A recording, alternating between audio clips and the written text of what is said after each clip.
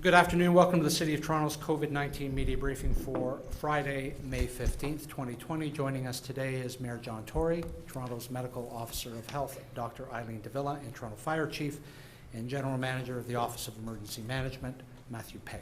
Mr. Mayor? Brad, thank you. And I have quite a bit to cover today, but I'll get on with it. Work is well underway to prepare for the coming reopenings. Thanks to our city staff preparing ahead, we're ready to open the city's golf courses starting Saturday morning. The tee times, in fact, are almost all booked up until next weekend, and the off-leash dog parks are ready to open when the provincial order is lifted, which will happen on Tuesday. Toronto Public Health, our Emergency Operations Centre, the Toronto Office of Recovery and Rebuild, and every city division and agency have been working hard to prepare for the number of businesses and organizations that will be able to open as early as Tuesday. It bears repeating what was said yesterday, which is please don't open if you aren't ready. And that's because the COVID-19 virus is still a deadly threat in our community. It isn't worth the risk to you or to your employees or to your customers or the city, for that matter, to open prematurely. I know the vast majority of businesses that open and the vast majority of residents visiting retail or playing golf for that matter will do the right thing and follow the public health advice and take every precaution they can to help stop the spread of this virus. I am sensitive to the fact that I have been more often than not the bearer of bad news on playgrounds, Pride, the X, the Caribbean Carnival, and a host of other things. But within the context of those decisions and others that I'm about to share, I want to assure you of two things. First, every single decision has been based on expert health and medical advice that we receive without exception. And second, those decisions have been made after careful thought and after balancing things like our economic interests, but with one core question always in mind, which is what is the right thing to do to protect the overall best interests of the people of the City of Toronto. COVID-19 has changed dramatically how we live our lives and has led to cancellations of many important parts of those lives. All of these cancellations, of course, hopefully being temporary. Toronto was one of the first cities in North America to cancel city permits for large events and parades up to the end of June, way back at the beginning when this pandemic took on emergency proportions, and many other cities have followed that lead. We also moved quickly to close city facilities, including our beloved community centres, to help stop the spread of COVID-19. These actions helped to keep people healthy and did, in fact, save lives, as did your actions. Staying home as much as possible, keeping your distance from others. Had it not been for your cooperation, which we're very grateful, deeply grateful for, the initial projection that we saw of thousands of lives possibly being lost in this city alone might have come true. It's become clear that while many aspects of life that have been locked down will be open by the summer, we will still be grappling with COVID-19 in the City of Toronto and trying to avoid higher risk scenarios that could help trigger a second wave and unnecessarily lengthen our restart and recovery. I think that the notion that this summer was going to be very different was clear when the CNE announced earlier this week that the X would have to be cancelled for 2020. Now, while city staff have been working hard to try to find a way forward when it comes to our city recreational programs for the summer, it has become all too clear that the programs as originally planned cannot go forward in our new COVID-19 reality. Today, we are announcing with great regret that all planned summer camps and summer recreation programs will be cancelled based on the advice of our public health professionals. Refunds will be issued immediately to all of those who have pre-registered, and all fees should be returned in the coming weeks. At my request, city staff are working on a plan for modified recreation programs that could be offered for a smaller number of children starting as early as mid-July. And this would be subject to two important conditions. First, we must see continued improvement beyond where we are today in the COVID-19 public health numbers for Toronto. And second, the provincial order, which would at present preclude such programs, would have to be modified or lifted. Any such modified program would only proceed after a rigorous review by public health officials and their sign-off. Now, I know this decision will upset many families, and it will cause hardship for those who rely on these camps and programs the most. But nothing is more important than the health of our children. We just cannot put them at risk by having programs that may not fit within the context of conditions as we find them. And of course, there's a lot of advanced planning that has to be done, decisions that have to be made today as opposed to some later time. In our current environment, where it hasn't been yet deemed safe to have the schools open, we can hardly be going full steam ahead with summer camps, though we're going to have a more modest Plan B ready if things continue to improve, as we all hope that they do. As the city announced earlier today, also based on public health advice and a strong recommendation from our Economic Development Office, we will also be cancelling city permits for large festivals, parades, and major events in both July and August. To be clear, this doesn't apply to Toronto's major sporting events. Those aren't covered by city permits and continue to be subject to the provincial emergency orders banning large gatherings. Many events, including Caribbean Carnival, have already announced they won't be going ahead with physical gatherings this year. So this cancellation today covers a range of events, including the beloved Taste of the Danforth, one of my favorites, the Taste of Manila, and the Beaches Jazz Festival, also two of my favorites. We hope this will provide clarity to the organizers who start planning these events well ahead of time, and they need to know now before they start signing substantial contracts which would imperil their financial viability if we then later had to withdraw these permits because the health numbers weren't good enough. I know how much our residents love these events. I do too.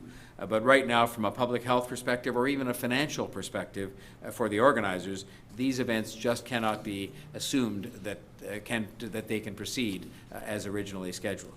I hope that particularly for the events canceled in the month of August, there may be hope that some, like for example the Taste of the Danforth, could go ahead in the fall if conditions are right by that time and if that is the wish of the organizers.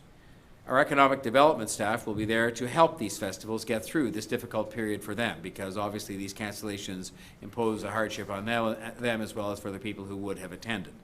To help with the impacts of these cancellations, I'm also announcing today that we will repurpose grant funding that was previously approved by City Council in order to affect and support festivals that have been affected by the COVID-19 pandemic. The city's Cultural Festivals Recovery Program will provide financial and in-kind support to defray financial losses for festivals that were canceled due to COVID-19, to assist festival organizers to meet payments due to their suppliers, including in particular artists and small businesses, to help festival organizers maintain critical operations so that they can survive this year and begin planning for next, and to support planning and purchases that help improve public health and safety practices of festival organizers. I want to thank the city's Cultural Festivals Recovery Program in-kind partners, including Resolved, who donated software development services, as well as FOREC, BAM Productions, and the Leadership Emergency Arts Network, among others, who will provide advisory services to strengthen the planning capacity of third-party event organizers, particularly for health and safety, and help festivals to play a key role in the city's economic recovery. These companies are just a few more examples of the numerous Toronto enterprises that have stepped up over the past few months to form partnerships with us and help the city to respond to this pandemic and ensure that we will see as full a recovery as possible as soon as possible. Festivals interested in applying for the Cultural Festivals Recovery Program can visit the city's website at www.toronto.ca/COVID-19. Now, while I know the bad news keeps coming, there is so much work going on in our city right now, and it is worthy, especially on the Friday of a holiday weekend, to highlight just a little bit of that. We are making such great progress with our community partners in feeding Toronto residents who need our help, especially those who are elderly and infirm. Since I launched the program on April 7th with staff and colleagues, the Red Cross Food Hamper Delivery Program for seniors and isolated persons has done very impressive work, and I want to thank everybody involved in what is a first-class endeavor that Toronto can be proud of. 2,152 eligible residents registered for food hampers.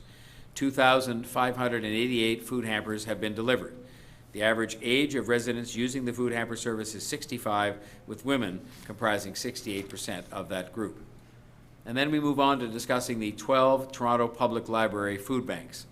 They have created 9,658 food hampers, serving 5,813 households, with 15,272 individuals benefiting from those hampers. More than 1,000 books have been distributed as part of the hamper service, and city staff are working on opening 2 additional food banks in recreation centres in 2 areas with high food access needs. We're already planning what food bank sites can continue through the restart and recovery, or where alternative sites can be set up to continue helping residents in need. Finally, and I'm not sure quite candidly whether this qualifies as good news or bad news on my theme of the day, depends where you sit, I suppose, we are working to resume committee meetings and council meetings here at the City Hall. I will be calling another special meeting of City Council for Thursday, May the 28th, to consider pending urgent business. Council committee meetings will resume in June on a revised schedule, ending with a regular council meeting scheduled for June 29th and 30th, as in so many areas of life we try to get back to more normal ways of doing business. Committee and council meetings between now and then will be held virtually until the gathering and distancing rules, mostly which fall under provincial orders, change, but we are getting on with the important city business that needs to be done. All meetings will be streamed live online so that the public can follow the meetings, and we are also making arrangements for virtual deputations to be received from the public at committee meetings. The clerk will be issuing a notice this afternoon and updating the meeting schedule, which can be found at toronto.ca/council. So we've made it through another week in our fight against COVID-19, and as we go into the Victoria Day weekend, there are 2 people, and they're people that you probably haven't met before, but I know you've seen them. And I want you to know how much they have helped us every day and how much they consider me, because I'll admit it, the scourge of their existence because I speak quickly. You may not know that the 2 interpreters we have providing interpreting services for the COVID-19 press conferences are Sarah Stadnicki and Glenda Messier. Sarah works on screen and Glenda is behind the scenes. And I want to thank them for their hard work and dedication every single day and apologize to them for speaking as quickly as I do. I hope that you, 2 in particular, as well as everybody else out there watching our update today, have a safe and restful weekend. We encourage people on a continuing basis to stay safe and to remain around home if that's possible to stop the spread of the virus, but we're also now encouraging people for the sake of their physical and mental health and just because it's a nicer time of year to get out and enjoy our parks. We will begin the active TO road quieting and road closures. We're actively underway with the Quiet Roads program, and the road closures will take place for the first time this weekend on the first roads chosen for that around the Martin Goodman and Lower Don trails. And I know most people have got the message about physical distancing, which I'm sure will be repeated by the Medical Officer of Health, but please keep that in mind as you go about everything. I was saying earlier today, we have signage now that has, I think, 3 geese, 2 golf clubs. What else do we have? We have just about everything you can imagine trying to illustrate what physical distancing is all about. And if you're in a place where you can't keep your distance, we encourage you to consider wearing a mask. Much of the next stage of our fight against COVID-19 rests on personal responsibility by business people, yes, and by government officials, yes, but mostly by the 3 million people that live in the City of Toronto. And I know that we're up to this challenge, and we will get through this because we all want to get through the emergency as quickly as we can and get back to festivals and summer fun and summer camps and all kinds of things that Torontonians enjoy so much. So I will now invite Dr. Eileen Davila, our Medical Officer of Health, to give her report for the day. Thank you, Mayor Tory, and good afternoon. Today, there are 160 new COVID-19 infections in Toronto. To date, 6,034 people have recovered, an increase of 183 since yesterday. More detailed data on the status of COVID-19 cases in our city is available on our website. As I shared yesterday, we must continue careful data monitoring as we move towards recovery. Our data will tell us if our local situation is changing and make sure that we are ready to act as needed. Mayor Tory stated in his remarks, until we reduce the spread of COVID-19 in our city, it is not the time for large gatherings. As we move to COVID-19 recovery, we need to look at our specific local circumstances as we follow the provincial recovery framework. This includes making sure we continue to reduce the number of new cases of COVID-19 infection, that there is capacity in our hospitals to manage surges in COVID-19 cases while still providing all the other medical care that people need, that we have enough public health resources and capacity to manage an increase in COVID-19 cases, and that there is enough testing and surveillance capacity in the provincial system to quickly detect new cases and virus spread in our community. As Mayor Tory also shared in his remarks, all planned summer camps and summer recreation programs have been canceled. We know how important these camps are to the health of our children and their families, and I know that they are a fun part of summer for many in our city. This is why my team is working with the city's Parks, Forestry, and Recreation Division to provide guidance on how they can provide a modified version of summer day camps this year that are safe for our youth, if provincial restrictions are lifted and our local conditions allow. On another topic, as you may know, the province leads all COVID-19 testing in Ontario. Yesterday, they announced that anyone in the province who has one or more symptoms of COVID-19 can now get tested at a local assessment center. While more testing will result in an increase in local case numbers, this will give us a better picture of our local situation. As always, we will identify close contacts of people who test positive for COVID-19 and quickly move them into self-isolation before they develop symptoms to reduce virus spread. This is critical as we move forward from COVID-19 response to COVID-19 recovery. Globally, we are also learning more about the symptoms of COVID-19. While the initial focus for diagnosis of COVID-19 was on symptoms like fever, cough, and difficulty breathing, we now know that COVID-19 can present with headache, sore throat, runny nose that doesn't fit with your typical seasonal allergies, loss of taste or smell, nausea, vomiting, diarrhea, or abdominal pain. If you or a family member are experiencing one or more of these symptoms, you can be tested for COVID-19 at a local assessment center. For a list of Toronto locations, I encourage you to visit our website. I know this pandemic is affecting all of us, and it is weighing on our mental health. We all have hard days and are trying our very best to manage our current circumstances. I want to take a moment to ask everyone to find some positives in these extremely difficult times. As I've shared before, I find going out for a walk and listening to music a great way to decompress and to insert a positive moment into my day. There is a growing body of evidence that music and other arts have a powerful impact on our mental and emotional well-being. Think of the times you've been soothed by a melody or found comfort in the lyrics of a song. Music can make us happier, can lower our stress levels, and help us sleep.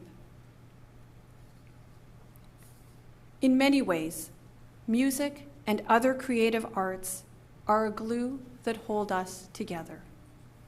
It is a common thread through good times and in bad.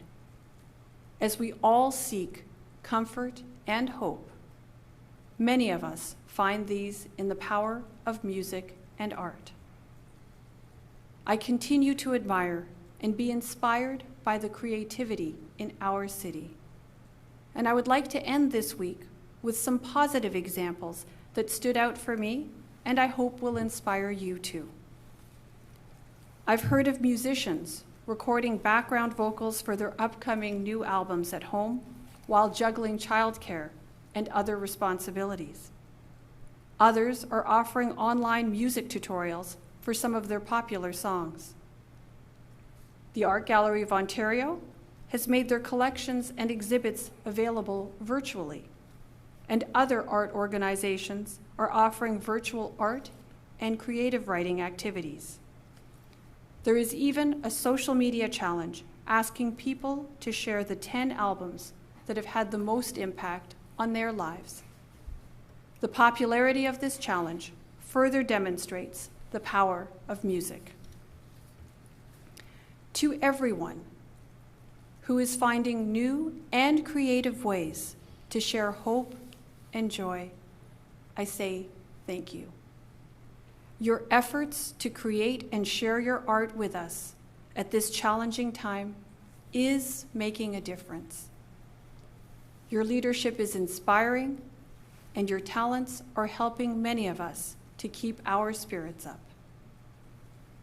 In closing, I ask everyone to be kind to yourselves and to continue to be kind to each other. Reach out and check in on your loved ones. And if you or someone you know is feeling overwhelmed, remember there are many services available for you by phone and online, and many of these are posted on our website. And finally, as you enjoy the long weekend, continue to practice physical distancing and continue, please, taking care of each other. I'll now turn it over to Chief Pegg for his remarks. Well, thank you, Dr. Davila, and good afternoon. You may recall that on May the 1st, Toronto Fire Services responded to a fatal fire in an encampment in the Mount Pleasant Road and Bloor Street East area of Toronto.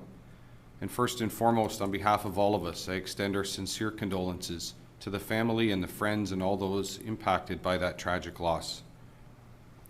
The risks that are encountered in encampments are very real.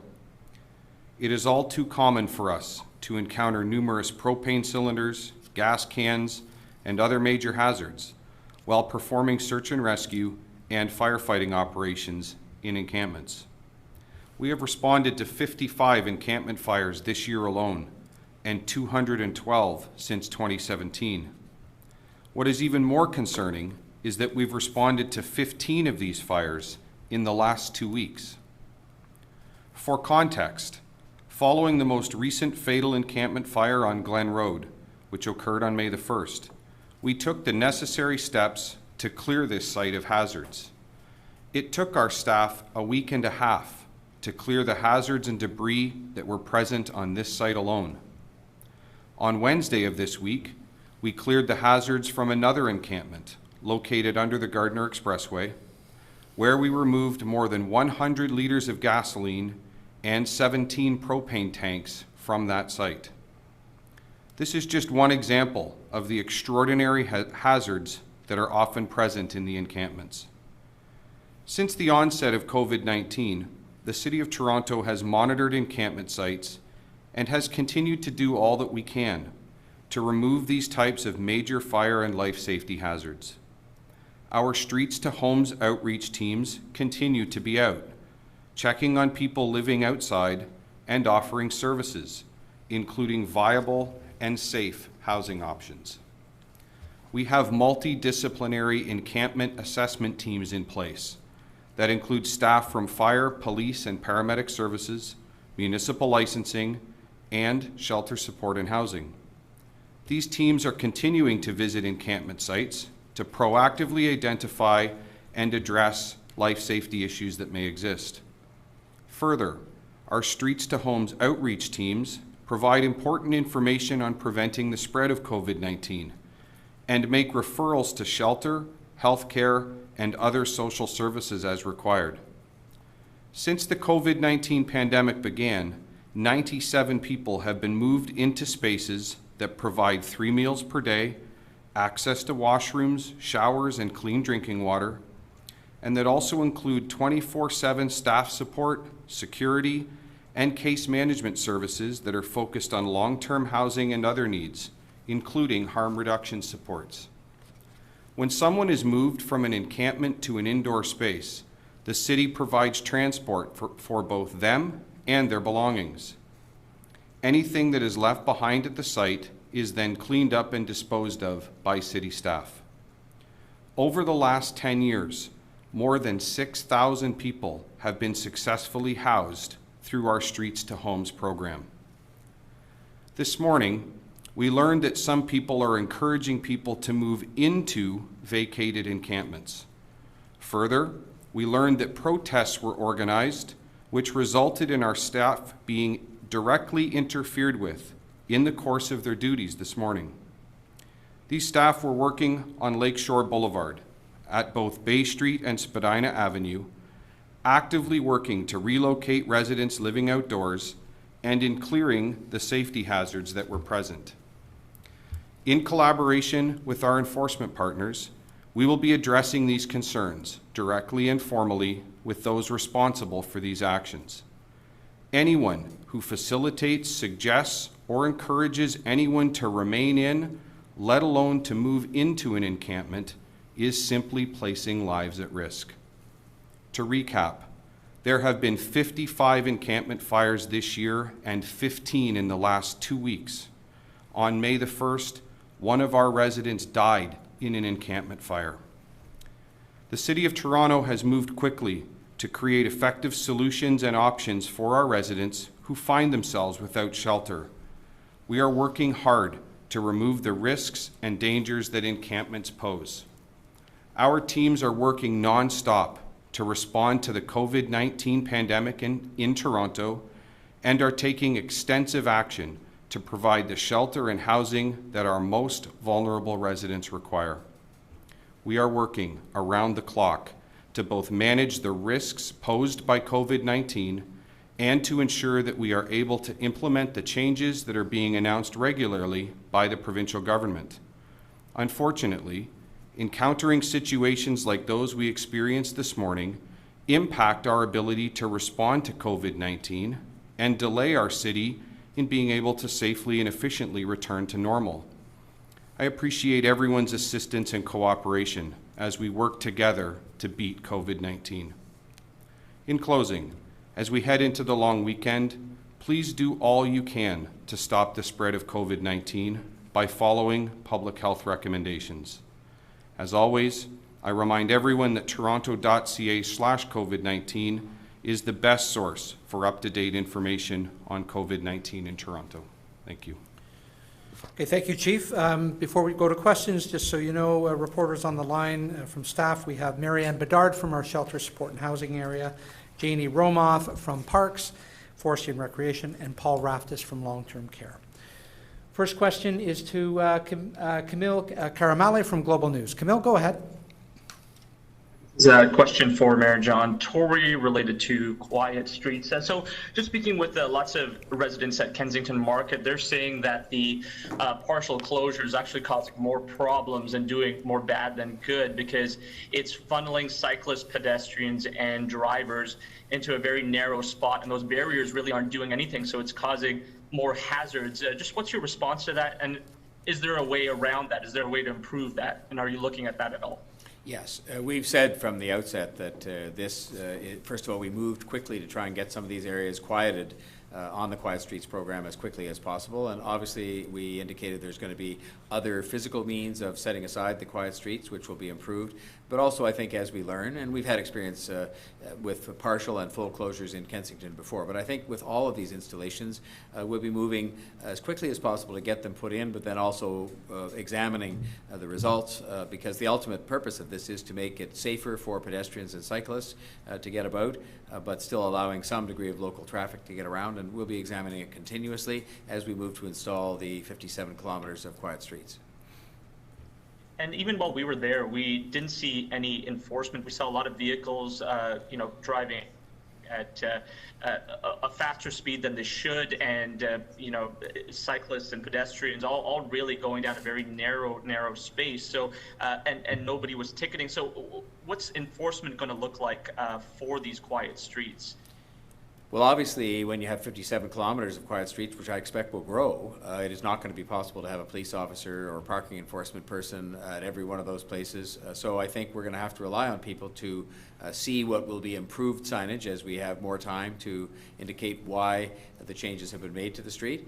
And we will have some enforcement out there, but I'm just being honest in saying that there's not going to be a police officer on every street. So we're going to have to rely on people to understand why we did this, which was for the benefit of their fellow citizens and them, because frankly, the only people who are supposed to be driving there when it's all said and done are people who need to get to their own residence because they live on that street. Otherwise, there isn't to be any traffic there, and I think people will get the message soon enough. This is something that is a relatively new thing for Toronto. We've had traffic calming in places before, but not as many where we actually are saying it's local traffic only, and I think people will get that message. But we're going to help them in any way that we can, with some enforcement, obviously, but it's not going to be possible to be on every street every day. Okay, thank you. We'll go to Derek Dio-Narain from CBC News. Derek? Thanks, Brad. This question is for Mayor Tory and for Marianne as well in regards to the clearing of homeless encampments. What is the specific policy regarding which camps are cleared away? And, with so many people living in tents, is there space for everyone being evicted to move to housing, particularly when some of these folks say they don't feel safe in shelters? Well, the whole purpose throughout, and Marianne can talk about all the details that you want, the whole purpose throughout has been to offer housing options to people. That's plural. And that has been done, I think, very well by our staff. And the encampments, there's been plenty of notice given, and during the time of the notice, there's been strenuous efforts undertaken by city staff to offer housing options to people so that they can be somewhere else at the time when the camp is then cleared, with their belongings having been taken with them, as the chief said. And the long and the short of it is this. What we need are shelters and housing, and I think we all agree on that. And I think I would say to you that the efforts we've been undertaking to dramatically and rapidly increase the supply of affordable housing, to take steps to have more supportive housing available, have been, I think, a remarkable testament to the capabilities of our staff and the determination of the administration to do that. But shelter and housing of that kind represent the answer, not tents. And when you hear of the safety and health hazards that are represented by those encampments, then I think you understand that what we're doing by giving notice, providing housing options, and then clearing out those camps is the responsible thing to do, which I think would be supported by the vast majority of the citizens of the City of Toronto. Marianne, can you add to that, please? Certainly. Thank you, Mr. Mayor, for those comments. There are two typical times where we're clearing encampments. The first is obviously the whole purpose of the Streets to Homes program is to work with people who are staying outside to identify opportunities for them to come inside to safe space. As people agree to do that and we're able to identify spaces for them to move to, then we work with our counterparts in transportation and Parks and Rec to come and clean up the sites after people leave, when they leave behind belongings that they no longer want. So obviously that's one reason why encampments are cleared, and that was certainly the case with the clearings today. The other reason why encampments are selected for clearing is when there is a safety hazard identified. And again, we work with our colleagues from other divisions. SSHA attends those clearings, and the purpose for us to be there is to provide support to the clients, to connect them with an appropriate referral for shelter, because the encampment is being cleared for safety reasons. Great. And just to follow up here, and especially more in particular with Chief Pegg and some of the comments that he made in regards to the encampment, just to clarify, what were some of the issues that you were seeing with the protesters? Were there any laws being broken? Chief? Sure, thanks. So as I understand the situation this morning, we had teams of people who were on site on Lakeshore clearing previously vacated encampments. And in the course of doing that, they were met by a number of protesters who engaged them, and of course, as a result, made it very difficult for them to do their work. As a result of that, our staff did, I think, what is the reasonable and appropriate thing, which is to withdraw and move on, and managed to navigate that situation in a respectful manner. Notwithstanding that, the protests certainly impeded their ability to do their important work, to clear the hazards that existed on the site, and placed a number of staff members in an unnecessary and an uncomfortable position. And of course, those are concerns that have been expressed. So, as I said, we're following up on that. Like with any complaint or concern that arises, there's a due process of investigation that needs to be undertaken. That will happen. And as I said in my remarks, we will follow up formally with those responsible for the overarching goal of making sure that such action doesn't happen again, and that we're able to focus on what is always our primary objective, which is ensuring the health and safety of both our citizens and our staff. Okay, thank you. We'll go to Matt Bingley now from Global News. Matt? Hi, good afternoon. Mayor Tory, I'm just wondering if you could tell us what the projected lost revenue for the city will be when it comes to those canceled events this summer, and if you could split that up with the summer camps as well, and if you could tell us just how much more difficult this makes the city's already growing financial problems. Well, I'll ask Janie Romoff to comment on the precise numbers to do with the revenues that we will have to return. And of course, there were costs that were going to be incurred against that for staffing and other expenses related to putting on these camps and recreational programs that also will not be incurred, pending our success, if we can have it in the right conditions, to offer some kind of a program later in the summer. I will just say that obviously any money that we lose by way of revenue or any additional expenses to which we've been put as a result of the pandemic make what was already a large problem worse. But contrary to what you might have seen in some of the headlines, we're very hard at work, including getting support from the other governments, and I'm heartened by the comments of Premier Ford and some of the work that's being done in the intergovernmental area. But I will tell you that at City Hall, led by the city manager and myself and our chief financial officer and the budget chief, we're very hard at work developing a plan that will help us to emerge from those financial problems. But we do need help from the other governments. Everything that happens just adds to it. But this one is will make a modest contribution to what's a much larger problem. And on that note, perhaps I'll ask Janie to comment on the specifics of the revenue loss. Janie, please go ahead. Sure. Thank you, Mr. Mayor. So the figures for the summer day camps, as the Mayor has noted, we really need to finish all the work on the new program that we're developing to get what the net costs will be to the city. But the straight revenue around summer day camps is approximately $7 million. As the Mayor noted, there are a number of expenses that are against that revenue, and there will be a new financial model brought forward if we're able to run the new program. So we can comment a little bit more specifically once all of those numbers are figured out.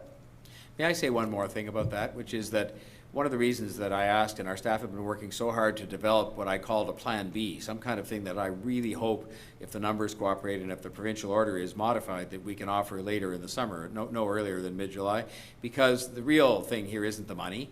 The real thing here is that there's a lot of families, a lot of kids who aren't just excited about going to camp, but where it forms an important part of community building and of supporting families and kids, including in particular ones that may be from a more disadvantaged or marginalized circumstance. And so that's the real tragedy of this, but we have to place health first, and we're just hopeful that the Plan B might be able to be implemented if we get some cooperation from our health efforts and also from the provincial order, which I expect will have been modified by then. And Dr. Davila, you mentioned the fact that you're looking into some sort of alternate plan if the conditions are right for kids. But I'm just wondering if those factors aren't available, how concerned are you about the lasting effects of having all these kids really sitting around with a sedentary lifestyle and the burden that could put on the system later on? Well, I think you're already implying that there are clear health risks associated with not having outdoor activity, and we've talked about that quite a bit. Clearly going to camps and having these opportunities to socialize with other children, and for the counselors as well, it's an opportunity to be able to get job skills and to learn some leadership skills. There's lots of positives associated with the camp activities that the city runs on a regular basis. So that's why we are working very hard with our colleagues at Parks, Forestry and Recreation to see what can be done to be ready, in the hope that our circumstances change for the better and that we can provide that kind of opportunity for kids and families in the city. It is incredibly important, and we will do everything we can to make sure something like that happens, assuming that we get to the conditions where it can be safely done, because it is all about health and safety, and we do mean health in every respect. Okay, thank you. We go to Mark McAllister now from City News. Mark? Let me pick up on that notion and to ask specifically, and I might be hypothesizing here by asking you to give us perhaps an example of what one of those alternative camp programs might look like. Well, they would be programs that would have to take account of the physical distancing requirements and of, frankly, some of the challenges involved in having kids understand that life has changed for us all, and kids are kids. And they're not necessarily going to, if they're 6 or 7 or 8 years old, understand that as well. So we have to take account of a staffing model that's different, a spacing model that's different, depending on where you're conducting these camps. And so, as I indicated in saying that we're working on a Plan B, the Plan B would probably only work, could be made to work, given everything we have available to us, for about half as many kids as might have been the case if the regular camps had been able to proceed. But we felt it was very important to try and develop a Plan B, health numbers permitting and provincial orders permitting, that we could implement later in the summer for at least half. And we're talking still about a number that's in the 40,000, 45,000 range.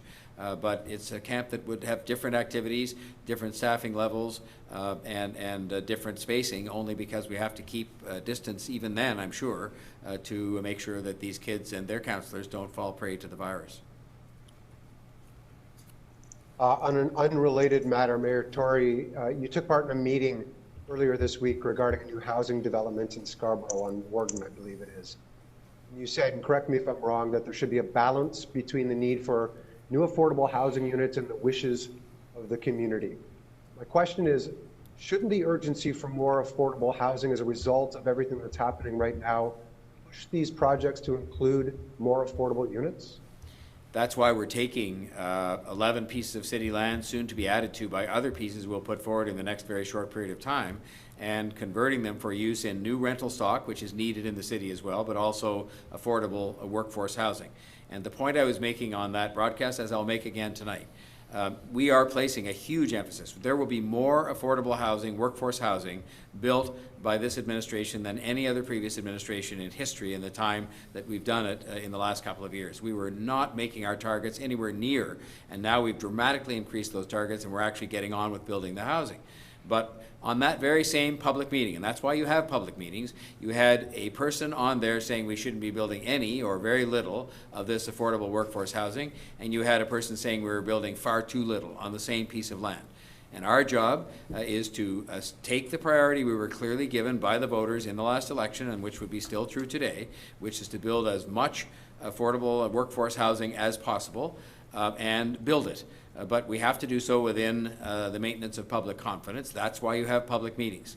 And I'm content that what we're going to do over time on all of these pieces of land is build thousands upon thousands of affordable workforce housing units that wouldn't have existed if it wasn't for this initiative. And so I think to dissect it and sort of say there's not enough here and there's too much over there is not a productive exercise. I'm looking overall to meet the targets that I committed to the voters that we would meet for affordable workforce housing, and I can assure them it will be done. Okay, thank you. Next question to Jennifer Pagliaro from the Toronto Star. Go ahead, Jen. Hi, everyone. I know that Mayor Tory and Dr. Davila, you acknowledged that a lot of people rely on these day camps for childcare, not only for obviously kids' enjoyment. I'm just wondering what discussions you've had with your provincial counterparts, and if there's any indication that there will be the ability for daycares to open in the summer months as a regular alternative. I have not participated in any discussions on that precise question of when child care facilities might be able to be reopened. I know that we get sort of bulletins every day that are all kind of through informal channels about what's under consideration and what isn't. And so we knew about some of the elements like libraries for stage 1 last night or the night before last. We're obviously recognizing one of the, I think, the two biggest priorities that we have to look at in the entire recovery and restart process are public transit and how we manage that in a way that is going to be conducive with public health and safety, and childcare, because obviously if people are going to be coming back to work, in many cases they need childcare, but it's not something that as yet we have any answer on with respect to their deliberations on when that can be reopened to go along with some of the reopening of the economy. And I think if I can just add to that, with respect to the health benefits, both for the children and the families in respect of camps, we know that it certainly has been an active point of discussion amongst medical officers of health around the province. And we are certainly engaging our provincial colleagues on this issue because of the many benefits associated with attendance at camp. So, right, trying to still be mindful of our COVID-19 circumstances, trying to balance out all the various benefits and risks.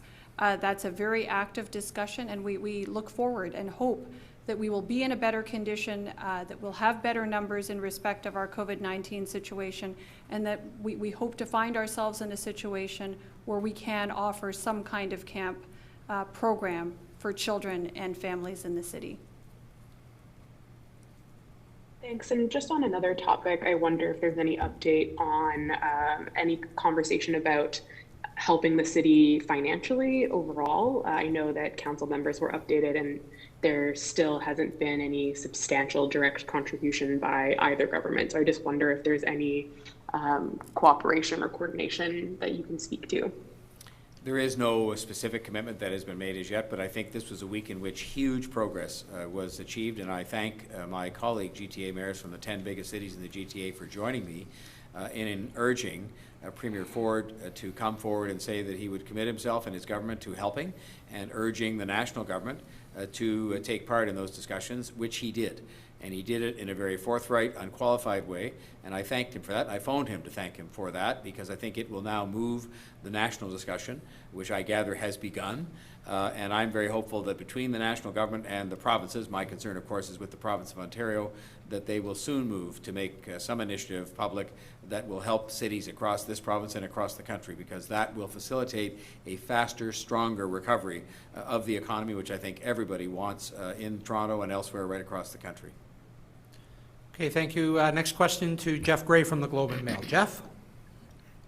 Thanks. Hi, everybody. I just wanted to circle back to the issue of the encampments. People who were there this morning told me that there were homeless people there. These weren't vacated encampments, and that they were upset with what they were offered. They say that in several cases they were offered a place in a shelter somewhere that some of these folks don't want to go because obviously they're afraid of COVID-19. I was hoping that Chief Pegg or Marianne maybe could elaborate on that a bit. I'll ask Marianne Bedard to help you there. Jeff, go ahead, Marianne. Thank you for the question, Jeff. Yes, there was one gentleman who was on the site today who previously hadn't been when the encampment was cleared last week. And he was offered an indoor placement. It was a shelter placement of which he did decline. But our Streets to Homes staff are very dedicated, and they continue to have a conversation with this gentleman to determine what his housing needs would be, and they did come to a resolution where he did accept a referral to another placement. I think it's important to know that as much as we try to provide people with a choice of where they're being offered, it is not always possible for us to do so. But we will always offer people an indoor placement before we clear an encampment.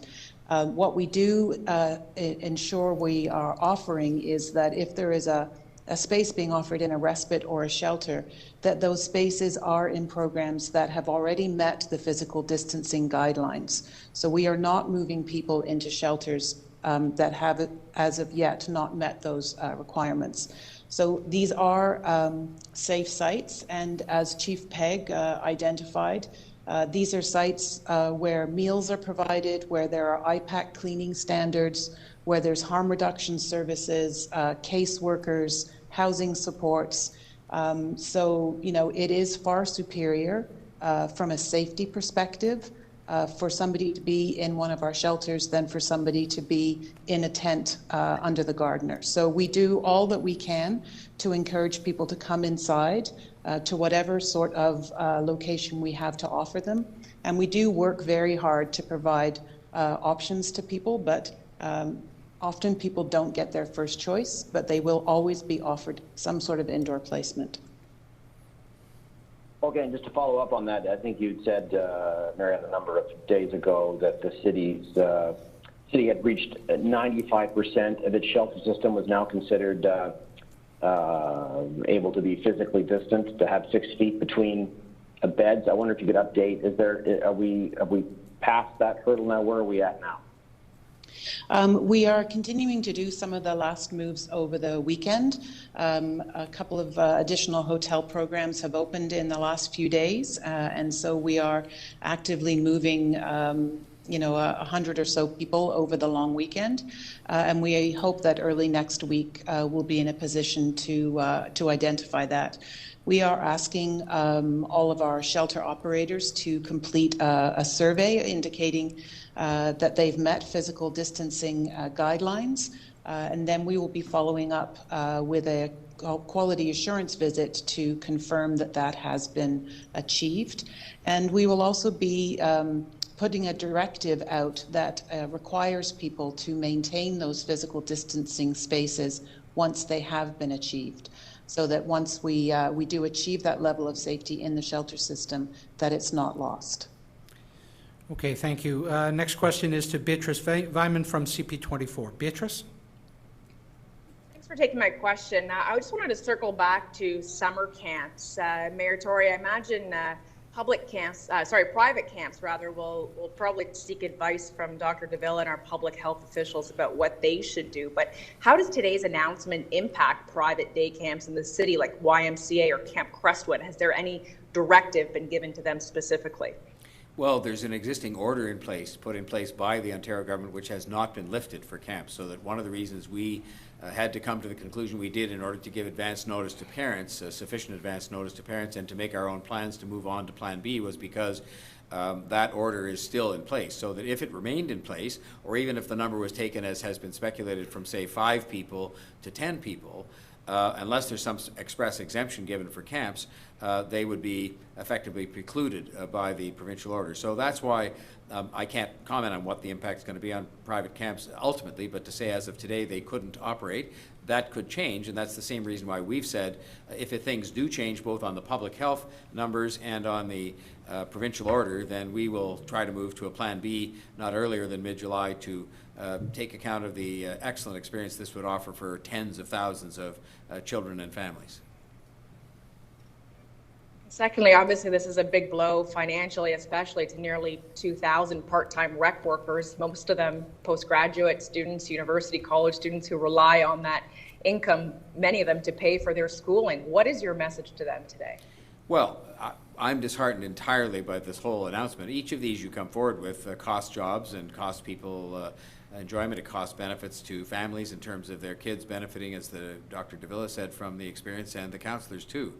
I do know in the case of some of those students who are without their summer jobs, if in fact we don't even proceed with a Plan B, that there is a special program put in place by the Government of Canada to take account of student unemployment and the prospect of students not being able to find jobs, and I hope many of them will fit within that program. And all I can say to them is I'm sorry that we've ended up in this place because of this global pandemic, and that we will have these camps back if whether we do or don't do the Plan B in the later summer. We'll have camps back full bore next summer when we've returned, I hope, to a much more normal life. Okay, thank you. Final question is to Lucas Meyer from News Talk 1010. Lucas? Thanks, Brad. And just a quick one, Mayor, just a clarification because I cut out there for a little bit.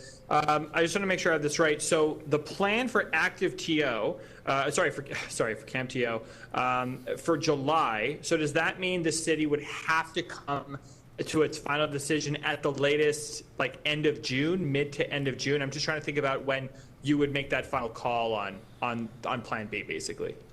one of the reasons that we said not before mid-July is because we thought that in the circumstances related to the stages of reopening of the city, the numbers that we have to look at with regard to public health coming from Dr. Davila, and the planning time that you need in order to go through another registration process and so on, was that it couldn't be earlier than mid-July, and that also implies that you would have to sort of make some announcement probably in about a month about those camps happening or not. Then you'd have to have the sign up and all of that and the hiring of the staff. So I think it's fair to say that we would have to, in about a month, if not sooner, make a decision on proceeding with those Plan B camps, as I call them, Camp TO, and then we'd be able to proceed with them on that basis. And we've said it won't be before mid-July, and that's meant to, as well, provide us with a little bit of latitude with still 6 weeks left in the summer at that time. Thank you. You have a follow-up, Lucas? I'm good, Brad. Thank you very much. Okay, thank you. That concludes today's briefing. Just as we conclude, just an update. There will be no city media briefing this holiday Monday. The next scheduled briefing will be Wednesday, May 20th, and then Friday, May 22nd. Thereafter, we will hold these briefings 3 times a week on Mondays, Wednesdays, and Fridays at 3:45 p.m. Please have a safe and physically distant long weekend, everyone. Thank you so much.